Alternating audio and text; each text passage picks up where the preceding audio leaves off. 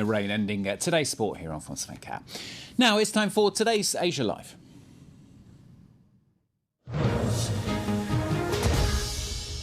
Here's Asia Live then, and an historic day for Cambodia after elections which were free, fair, just and transparent. Well, that was the claim from the country's long-serving Prime Minister Hun Sen as he took over power again in the country 2 weeks ago after elections.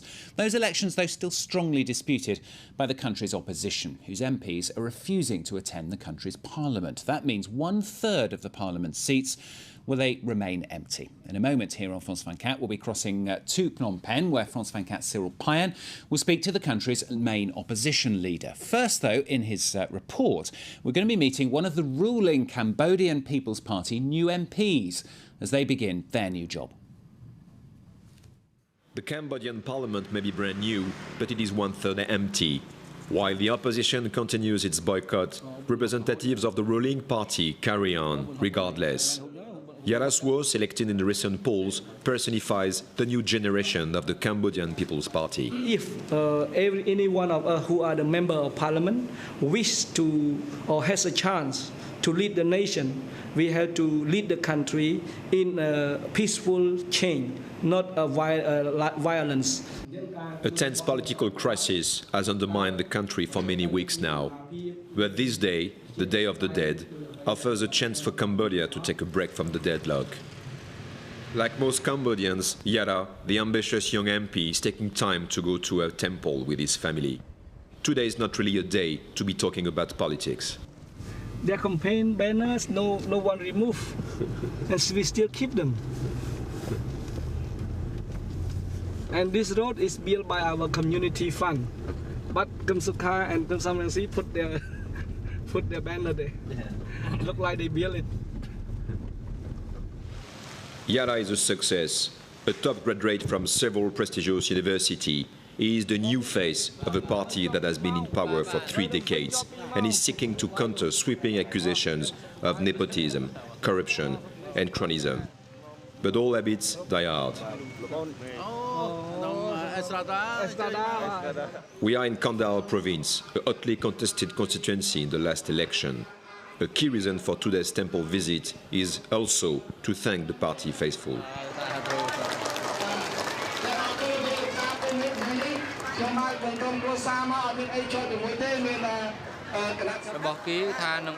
The opposition, all they made is impossible promises, like increasing wages for factory workers. It was just lies to win votes. Those who made the mistake of voting for them will see. The strength of the party in power is its foothold across the country, a well-oiled political machine. Yara has not come alone today. Along with him are 2 high-ranking military generals.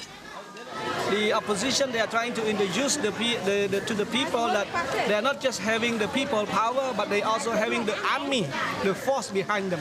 So this is creating a kind of tension atmosphere in our society. As the Day of the Dead reaches its end, Yara heads back to Phnom Penh. Despite the rising national uncertainty, Cambodia's power holders still have no intention of passing over control. Well, let's go now to Phnom Penh. Join our correspondent Cyril Payen, who's there for us. Good morning, Stuart, and welcome to Phnom Penh, indeed, where we are live with Sam Rainsy. Sam Rainsy, thank you very much for being with us today. We met on this on France 24 a couple of months ago, and you stated to us that you will be the next Prime Minister of this country. Then you came back in July from a long time in exile. You had a very breakthrough at the last elections, but obviously you are not the Prime Minister. Can you tell me what happened? Did you lose the elections or did you win these elections? I want the real election.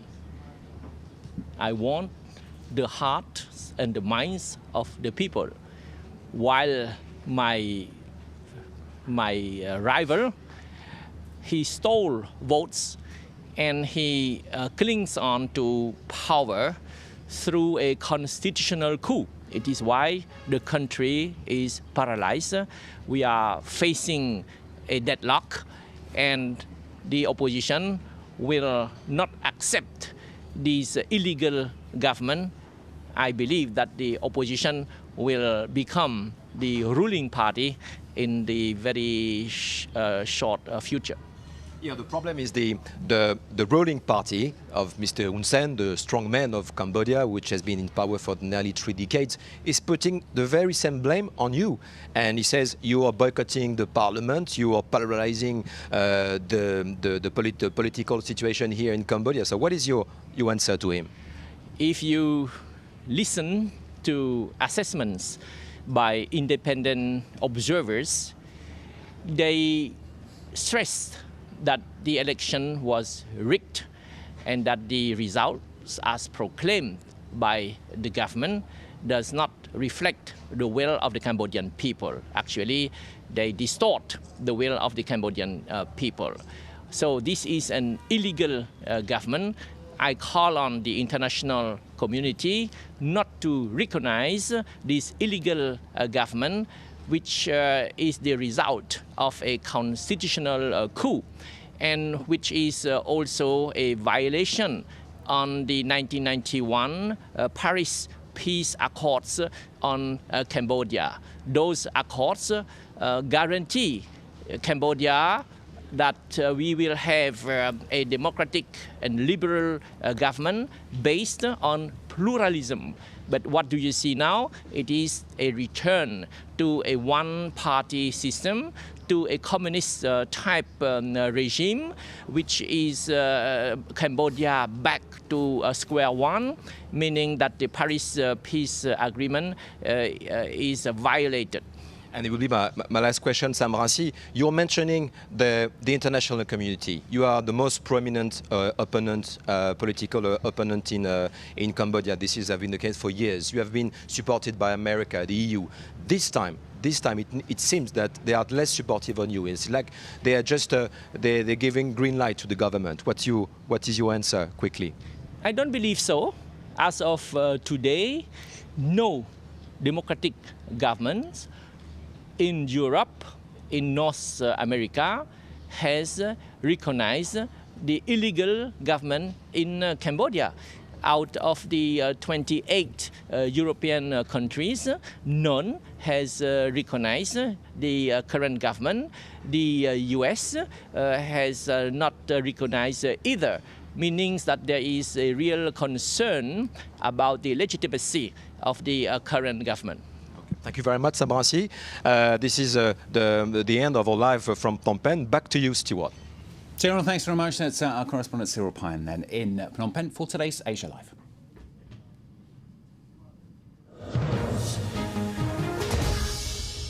That's all from me for this hour of Live from Paris. Going to be back, of course, in another hour with another edition. Catherine Nicholson here with the next hour. She's going to be talking at about half an hour's time to our correspondent Catherine Stapley with the latest from Cairo. So stay tuned for that with Catherine after the break.